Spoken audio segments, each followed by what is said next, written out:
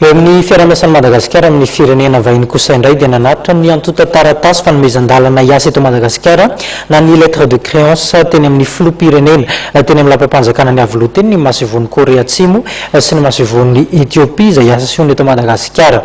Araka izany dia hiamafy zany ny fiarah-miasan'ireo firenena ireo amin'ny Madagasikara. Rahantsika ny andinindinin-baovao.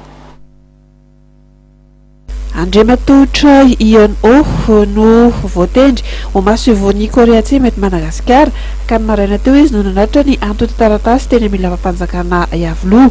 I Korea Atsimo araka ny fandratra dia firenena anisany efa mivoatra tokoa amin'ny famokarana fitaovana elektronika sy ny fitaovam-pitaterana ary izay no mampalaza azy. Ny 7 telo amin'ny 7,9 no ny atopaka ny fiarah-miasa sy ny fanakalozana teo amin'ny firenena malagasy sy ny koreana tatsimo ary sehatra maro no efa ny fanakalozana tamin'izany indrindra fa ny ara-baritra. Efa maro ihany koa ireo fanomezana sy totana nomen'ity firenena ity ho an'ny Madagasikara ka anisan'izany ny vola mitetina 30 tapitrisa dolara ho an'ny BNGRC sy ny famatsiana ny fanamboarana lalam-pirenena fahadimy amin'ny 30 mampitohy an'i Mahabo sy Morondava.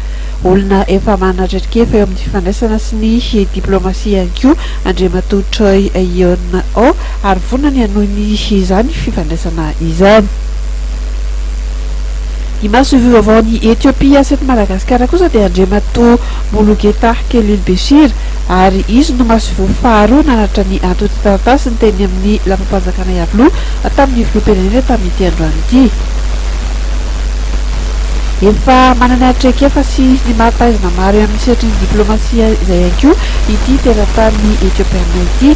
Etiopia dia tanàna arena natoraly maro toy ny volamena, ny cuivre, ny trondro sy ireo maro hafa ihany koa ary eo amin'ny sehatry ny famolena dia miroapolo ihany koa toy ny eto Madagasikara izany. Io raha teo no antony fiveloman'ny mponina any.